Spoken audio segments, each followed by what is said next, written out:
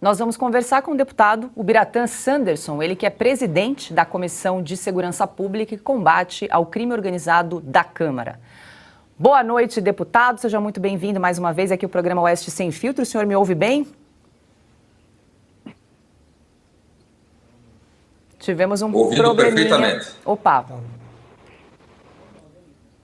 Acho que a gente teve um probleminha técnico. Enquanto a gente resolve esse probleminha com o deputado, a gente pode comentar um pouco dessa confusão mais uma vez, né, que Flávio Dino protagonizou na Câmara, hein, Silvio?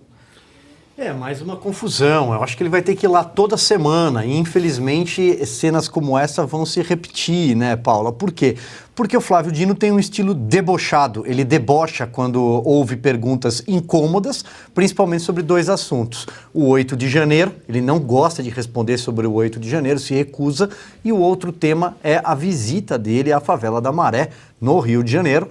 Afinal de contas, estava ali sem escolta e já respondeu dizendo que não pode ser acusado porque se trata de preconceito com pobres, racismo. Eles sacam todas essas cartas da manga na mesma narrativa de sempre. Não aceitam ser questionado sobre esses dois pontos. Também falou um pouco sobre CACs e armas, mas aí parece que ele prometeu que o governo vai editar um novo decreto para regulamentar esse setor, que é um setor importante. O setor tem indústrias importantes, inclusive aqui, baseadas no nosso país. Mas é isso, Paula, vai sempre acabar em confusão. Por quê? Porque ele é debochado, provocador e não responde às perguntas. E é claro, hoje o ministro Flávio Dino é o símbolo desse governo Lula 3. É um governo de narrativas, é uma fábrica de narrativas o tempo inteiro, a agenda progressista, agenda ideológica e pouco trabalho. É isso que ele representa. Ele é a cara do governo Lula.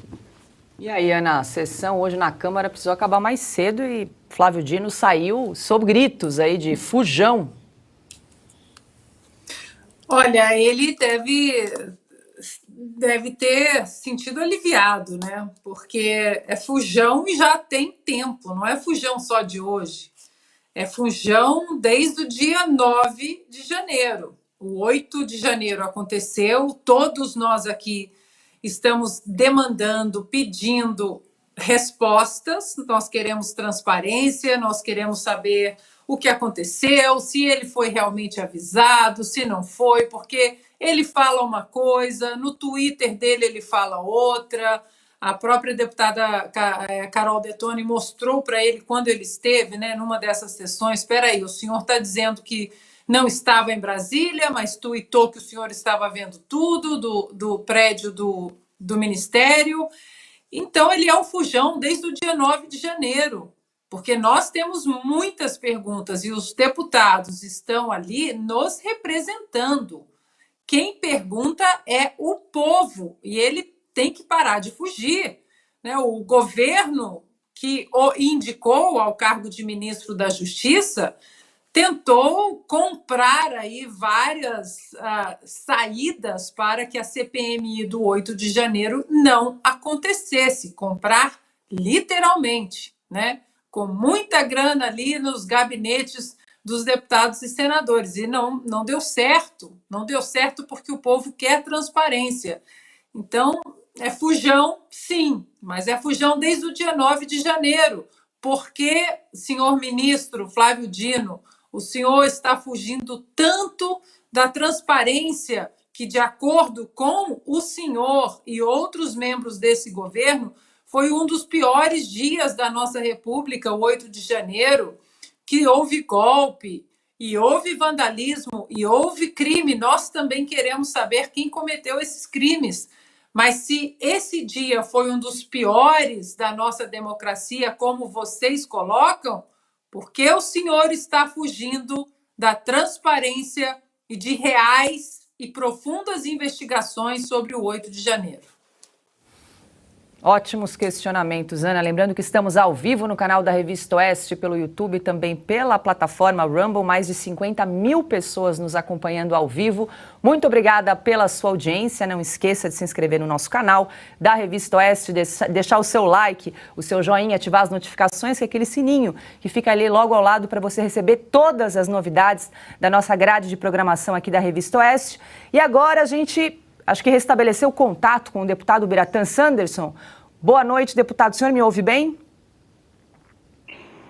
Boa noite, ouvindo perfeitamente. Seja muito bem-vindo aqui mais uma vez ao programa Oeste Sem Filtro. O senhor que estava comandando a sessão agora à tarde na Câmara, a gente acompanhou algumas cenas aí um pouco confusas, né, dessa sessão. E aí pergunto se foi proveitosa em algum sentido a participação do ministro Flávio Dino na tarde de hoje na Comissão de Segurança Pública da Câmara. Olha, lamentavelmente nós tivemos que encerrar a reunião devido a um tumulto generalizado. E eu digo que esse tumulto talvez tenha sido até montado de forma proposital, porque quem iniciou um tumulto é um deputado federal governista e que acabamos, infelizmente, no meio da reunião, da sessão, tendo de interromper por absoluta falta de condição em dar continuidade. Então, o ministro respondeu apenas sobre as questões relacionadas ao decreto contra os CACs, que é um decreto editado por Lula nas primeiras horas de governo, alijando, e está alijando de fato, alijando as atividades das lojas de armas, dos clubes de tiro, das escolas de tiro, etc. Ele não falou, por exemplo, sobre o 8 de janeiro, não falou sobre a sua ida no Complexo da Maré, não falou sobre as invasões recorrentes de propriedades rurais promovidas pelo MST. Então, né, naquela balbúrdia que se transformou a comissão, né, e sob ameaça de deixar a comissão, eu, como presidente da comissão, encerrei e vamos chamar para uma data futura que o ministro venha aqui, que os deputados e deputadas do governo compreendam que o ministro ou os agentes do Poder Executivo, do governo Lula, devem explicações ao parlamento e é aqui o fórum para eles darem essas explicações. Então hoje presenciamos, infelizmente, ações de parlamentares que sequer eram membros da Comissão de Segurança Pública, mas que foram ali com um objetivo, na minha observação, muito claro, de fazer com que os trabalhos não acontecessem, como infelizmente não puderam acontecer. Quem pergunta agora é Augusto Nunes. Deputado, boa noite, é um prazer conversar com o senhor, como sempre. Eu queria saber o seguinte, muita gente que está nos acompanhando agora não viu as cenas, não sabe exatamente o que aconteceu. O que é que faz o Flávio Dino, qual é o estilo dele, a tática, a estratégia, sei lá, o que faz para que as respostas não sejam, para que eles não sejam obrigados a dar respostas? O que ele faz? Ele não responde, fala de outro assunto, como é que é? Na verdade, a esquerda, nós sabemos, né, ela é craque em obstruir, né? A esquerda brasileira votou contra a Constituição lá em 88, foi contra a lei de responsabilidade fiscal, né? Tudo aquilo que o parlamento pretende construir, eles são campeões em obstruir.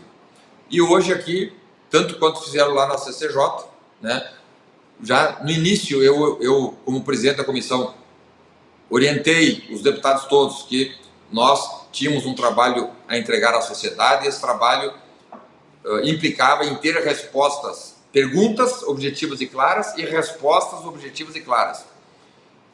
O trabalho estava acontecendo normalmente quando, de parte dos parlamentares governistas, né, começaram as obstruções de modo a que, no âmbito dos parlamentares, né, dos deputados e deputadas, houve praticamente uma briga generalizada. Só não aconteceu vias de fato, mas a discussão, deputados se peitando, se ofendendo, botando o dedo em riste, né, e mesmo com o presidente pedindo ordem, não fizeram a menor questão de fazer ordem. Então não é nem a questão do ministro da Justiça falar ou não falar, né? Os próprios deputados governistas se encarregaram de derrubar a sessão, né? E foi derrubada. Nós não tínhamos a menor condição de dar prosseguimento, porque uma tropa de choque de parlamentares governistas foram ali, mesmo não sendo integrantes da comissão, foram ali com o objetivo de fazer com que a reunião não acontecesse. Perfeito. Quem pergunta agora é o Coronel Gerson. Deputado Sanderson, a satisfação reencontrá-lo aí aqui na Oeste, e gostaria de fazer a seguinte pergunta. Essa comissão talvez seja uma das comissões em que nós testemunharemos esse tipo de embate durante todo esse seu período aí de vigência, durante a sua presidência, ou durante o seu trabalho ali junto a essa comissão, porque é um assunto ideológico. O ministro Flávio Dino, ele fez uma declaração essa semana que me deixou muito perplexo, quando ele diz que relaciona os assassinos em escolas, que nós estamos presenciando agora no Brasil também, aos manifestantes em Brasília. E, segundo o ministro, os dois incidentes são parte de uma ideia de violência extremista promovida pelo governo anterior. Quando nós vimos aquele documento que foi produzido, aquele relatório ali em dezembro, que subsidiou, inclusive, a organização do governo e até mesmo a constituição desse ministério, nós vimos que era um documento que tratava desse assunto e que, logo na origem do documento, dizia que o relatório ele pretendia, olha só, apresentar que o problema das escolas estava relacionado à escalada do ultraconservadorismo e extremismo da direita. Ou seja, não tem como avançar um debate nessa comissão sem deixar a ideologia de lado. A minha pergunta ao senhor é a seguinte, objetiva, nós teremos a CPMI do 8 de janeiro que possa, inclusive, perguntar ao ministro de onde ele tirou essa correlação entre os assassinatos em escolas e o que aconteceu no 8 de janeiro, trazendo um viés ideológico para uma questão altamente complexa, onde nós sabemos que ele tem corresponsabilidade. Desde o dia 12 de dezembro, ele assume um protagonismo no surgimento daqueles black blocs ali em Brasília, e depois de uma bomba no aeroporto, ameaças que ele imputa de terrorismo, e acaba desaguando no 8 de janeiro, em que ele já sabia do que estava sendo planejado e não tomou as providências. Teremos a CPMI do dia 8 de janeiro? Olha, a CPMI... na minha observação, ela não há outro caminho que não seja a instalação. O regimento da Câmara e do Senado, os regimentos são muito claros em dizer que não há margem, não há juízo de deliberação. Cabe ao presidente do Congresso, senador Rodrigo Pacheco, fazer a instalação. Ele não tem que fazer juízo de valor, diferente de uma CPI. CPIs dependem de uma análise quanto à oportunidade e conveniência. Agora, CPMIs não, isso está muito claro nos regimentos. Então, a CPMI é uma questão de tempo. Ela acontecerá querendo o governo Lula, querendo os agentes da esquerda, não querendo, a CPMI acontecerá. Mas, aqui no âmbito da Comissão de Segurança Pública, hoje o ministro veio sob convite. Provavelmente, na sua nova vinda, ele virá sob convocação. Porque eu, como presidente da comissão, que assisti, vi claramente uma manobra governista para fazer derrubar a sessão. E nós tínhamos conversado, aceitamos a transformação da convocação em convite, mas hoje não tivemos a reciprocidade. De modo que, muito provavelmente, ele será convocado, e aí aqui na Comissão de Segurança Pública, sob convocação, ele será obrigado a responder as perguntas, porque daí ele estará sob um outro regime, que não é esse de convite, né? Hoje ele estava convidado, ele levantou e saiu. E a mim, como presidente, coube apenas encerrar a sessão, né? Agora, a Comissão de Segurança Pública tem condições, porque é a comissão temática para isso, já que ele é ministro da Justiça e Segurança Pública, de fazer as perquisições, né? Ouvi-lo sobre uma série de questões. E nós falamos aqui sobre o 8 de janeiro, mas tem as questões também relacionadas ao aumento da violência no Brasil. O número de homicídios aumentou, a insegurança pública de sul a norte voltou a preocupar a população brasileira, e isso deve ser respondido pelo ministro da Justiça e Segurança Pública na Comissão de Segurança Pública, né? Então, independente da CPMI ou não, a comissão tem condições de fazer inquirições ou oitivas, né, ouvidas de agentes políticos, em especial o ministro da Justiça, que tem muito a falar. Nós estamos conversando com o deputado Biratã Sanderson, ele que é presidente da Comissão de Segurança Pública da Câmara. Ana Paula Henkel faz a pergunta. Boa noite, deputado. Um prazer tê-lo mais uma vez aqui com a gente. Deputado, parece que há outros fujões, né? Não é só o ministro Flávio Dino, mas Rodrigo Pacheco, acho que a gente pode considerar um fujão que está colocando uma viagem atrás da outra aí na sua agenda oficial, provavelmente para evitar, né, a leitura e a abertura da CPMI do 8 de janeiro, que o povo brasileiro quer, né? Queremos transparência e investigação. Semana passada entrevistamos o senador Esperidião Amin e ele disse que caso o Rodrigo Pacheco continue adiando a leitura e a abertura, o vice da Câmara poderia iniciar a sessão da abertura da CPI do 8 de janeiro. Vocês estão considerando essa opção e conversando sobre isso? Ana Paula, sinceramente, não acredito que o vice vai fazer, né? Mesmo conhecendo o senador veneziano Vital do Rego, ele não vai, numa saída esporádica do presidente, fazer algo que não esteja em consonância com o presidente do Senado, né? Mas o fato é que, independente de ser nesta semana ou de ser na semana que vem, a CPMI obrigatoriamente deve acontecer. Ele deve fazer a leitura, abrir prazo para os partidos indicarem os nomes que comporão essa CPMI, 15 deputados federais e 15 senadores. Agora aí teremos o outro problema que nós já estamos identificando. De os partidos não quererem indicar. Aqueles partidos como o nosso, o PL, partidos de direita, indicarem os nomes e os partidos da esquerda, por interesses que sabemos quais são, não fazerem a apresentação. Aí gera um outro impasse. Um impasse que teria que ser resolvido pela mesa diretora do Congresso Nacional. Então vejam as dificuldades que nós temos para levar a verdade à população brasileira. Por que temem tanta verdade? Qual é o medo, o temor de, através de uma CPMI, esclarecermos tudo, apurarmos, investigarmos os fatos do 8 de janeiro em toda a sua extensão? Por que tanto medo?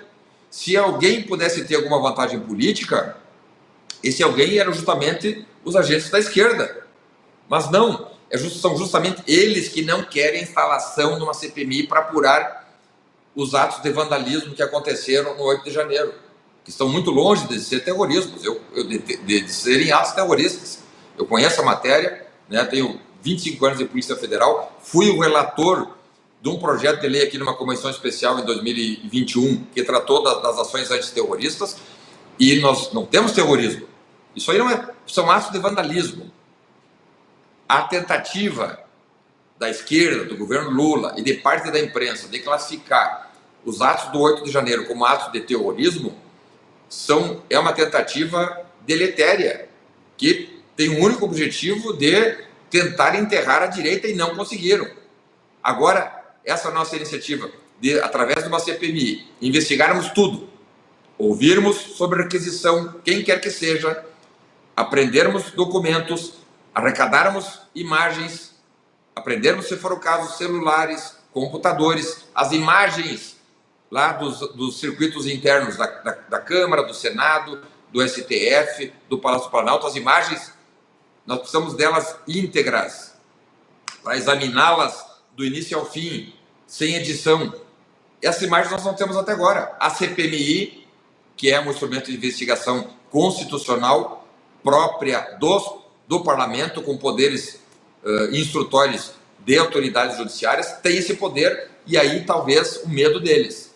Quebrando sigilos, quebrando sigilos telemáticos, inclusive, né, tendo acesso a conversas em geral, né, nós vamos descobrir coisas que eles não querem que nós descubramos. E é isso que nós temos que ir atrás. Quando, lá no início, nós apresentamos a CPMI e vimos que a esquerda, já desde de plano, já começou a manifestar resistência, aí que nós firmamos posição no sentido de que tínhamos que ter a CPMI.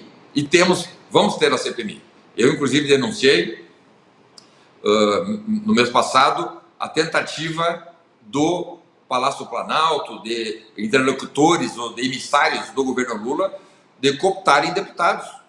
E eu fiz essa denúncia, encaminhei ao PGR, através de ofício formal, encaminhei ao PGR uma notícia que recebi, e eu recebendo essa notícia sou obrigado a levar adiante, sob pena de eu estar prevaricando, encaminhei ao PGR uma notícia de que parlamentares teriam recebido ofertas de 60 milhões de reais em recursos extras, recursos de ministérios, para que retirasse as assinaturas, como também o oferecimento de cargos em segundo escalão, em estatais, em empresas públicas, para que retirasse as assinaturas.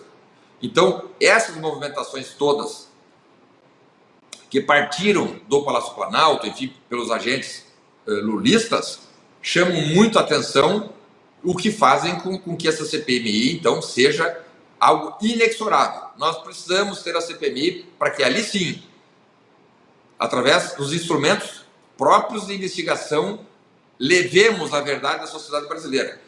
E quem sabe aí, né, porque uma investigação nós sabemos como inicia, nunca sabemos como uma investigação vai terminar, mas aí sim termos condições de levar a verdade à sociedade brasileira.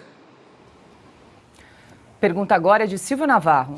Deputado, boa noite, um prazer conversar com o senhor mais uma vez.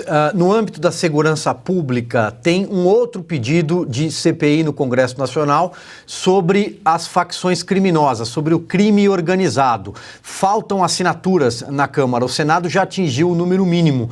Eu queria saber se o senhor acredita que essa CPI pode avançar também, até para poder investigar o aumento das facções criminosas no Brasil. Temos aí a tragédia, no terrorismo no Rio Grande do Norte, um plano elaborado pelo PCC, felizmente abortado, para matar, sequestrar autoridades, entre eles o senador Sérgio Moro, e até para poder, de uma vez por todas, investigar se existe ligação entre partidos políticos e facções criminosas. Silvio, excelente pergunta. As investigações todas, né, são direitos que a sociedade brasileira tem para descobrirem algo nebuloso, né? Então, todo e qualquer tipo de apuração tem que ser prestigiado e tem que ser levado a efeito. Porque uma investigação, uma apuração, que é uma CPI, né? O que é uma CPI? Nada mais é do que uma investigação, como se fosse, num paralelismo, um inquérito policial feito no âmbito parlamentar, para que uma situação que esteja sob obscuridade e não clara seja esclarecida. Então, investigação sempre é bom, ela nunca vai ser negativa, né? Essa CPI, né, do crime organizado seria apenas no âmbito da Câmara. Aí o presidente da Câmara tem, isso está no regimento, tem aquela análise de deliberação quanto à oportunidade e conveniência, né? E isso talvez seja um dificultador, um impeditivo, né? O presidente da Câmara pode instaurar ou pode não instaurar, né? Diferente de uma CPMI, porque as CPIs, do caso, né, que é o caso da CPI do crime organizado, mas o crime organizado também é CPMI, não é?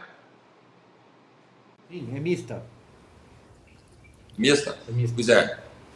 Não, a alegação que alguns colocaram de que duas CPMIs não teria espaço é uma alegação fajuta, né? Porque temos parlamentares suficientes e interessados a comporem duas CPMIs. São 15 deputados numa CPMI do 8 de janeiro e 15 deputados para uma outra CPMI, que é do crime organizado, e também do Senado. São 81 senadores, teremos 15 senadores atuando numa comissão e 15 senadores atuando numa outra comissão. Então, investigação, apuração, só pode trazer algo positivo à sociedade brasileira. Doa quem doer.